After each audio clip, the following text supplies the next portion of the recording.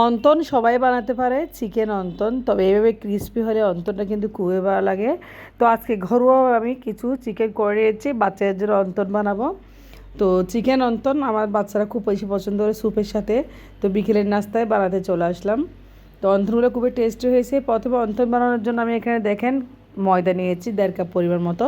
ময়দাটা কিছুটা লবণ দিচ্ছি, আর লবণের সাথে দিয়ে এখানে কিছুটা সয়াবিন তেল। লবণ এবং সয়াবিন তেলটা ভালোভাবে মেখে নেবেন, অন্তটা তাহলে ক্রিস্পি হবে। অনেকে অন্তন বানায় আসলে মানে একটু পরে এটা মানে এক ধরনের হয়ে যায়, ক্রিস্পি ভাবটা চলে যায়। তো এভাবে লবণ এবং তেল দিয়ে ভালোভাবে মাখালে আপনার অন্তটা অনেকক্ষণ ক্রিস্পি থাকবে এবং সারাদিন ক্রিস্পি থাকবে, একটুও একদম মুচমুচা নষ্ট হবে না, দেখতেও ভালো লাগবে। ডোটা মেখে নিয়েছি আমি রেস্টে রেখে কিছুক্ষণ, এরপর লেচি কেটে নিচ্ছি। অন্তর্পক্ষে 20টা মিনিট রেস্ট রেখে দেবেন ডোটা। তো ছোটো ছোটো করে আমি আজকে অন্তনগুলো বানাবো। তো লেচি কেটে নিচ্ছি, দেখেন এখানে প্রায় 12টার মতো অন্তন হয়েছে। তো আমি প্রথমে একটা অন্তন বানানোর জন্য আমরা দেখাচ্ছি। আমি দেখেন একটা রুটি বেলে নিয়েছি, ছোটো বেলে নিয়ে ছুরি দিয়ে 4-5টা চার কোড়া করে কেটে নেব। আপনারা আপনাদের ইচ্ছা মতো হয়তোবা গোল করেও বানাতে পারেন। তো আমি আপনাদের আর কি 2টা শেপ দেখাবো অন্তনের। আসলে অন্তরগুলার শেপটা সুন্দর হলে অন্তরগুলা খেতেও ভালো লাগে। তো চিকেন দেখেন নিয়ে নিয়েছি, চিকেনের পুরটা আমি আগে থেকে করে নিয়েছি। চিকেনের পুরটা কিন্তু খুব মজা করে করেছি, শুধু চিকেন আর পেঁয়াজ, গোলমরিচ, আদা রসুন বাটা দিয়ে চিকেনটা করেছি। তো দেখেন অন্তরের একটা শেপ আমি বানিয়েছি। সচরাচর এই অন্তরের শেপটা সবাই বানাই। আমি আরেকটা দেখাচ্ছি আপনাদেরকে, রুটি বেলে 4 কোণা কেটে নিয়েছি।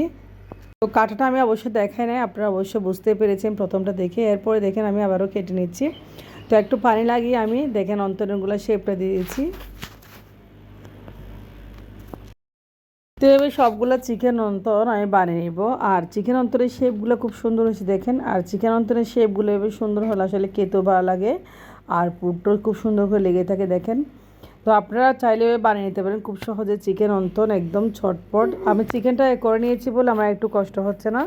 তো চিকেন অন্তরগুলো দেখেন শেপগুলো কত সুন্দর হয়েছে। এবার শেপ করলে আসলে চিকেন অন্তরগুলো ক্রিস্পি হয়।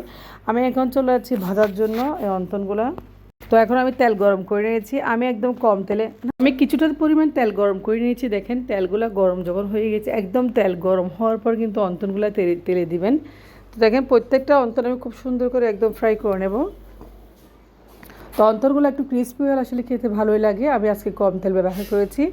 তো আসলে অন্তনে তেমন তেল আসলে লাগে না, কম তেলে অন্তরগুলো খুব ক্রিস্পি হয়ে যায়। অন্তরগুলো দেখেন একটা কালার চলে আসছে, আর কালারটা যেন পুড়ে না যায় সেদিকে অবশ্যই লক্ষ্য রাখবেন। আপনারা এভাবে একটু একটু করে অন্তরগুলো একটু ভেজে নেবেন।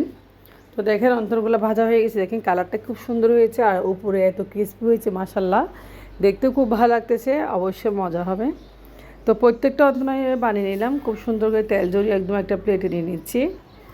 অন্তনগুলো কতটা ক্রিস্পি হয়েছে আপনারা না দেখলে বুঝতে পারবেন না, আপনারা অবশ্যই বানাবেন তাহলে বুঝতে পারবেন। তো ডো মাখানোর ঠিক হলে অন্তন অবশ্যই ক্রিস্পি হয়।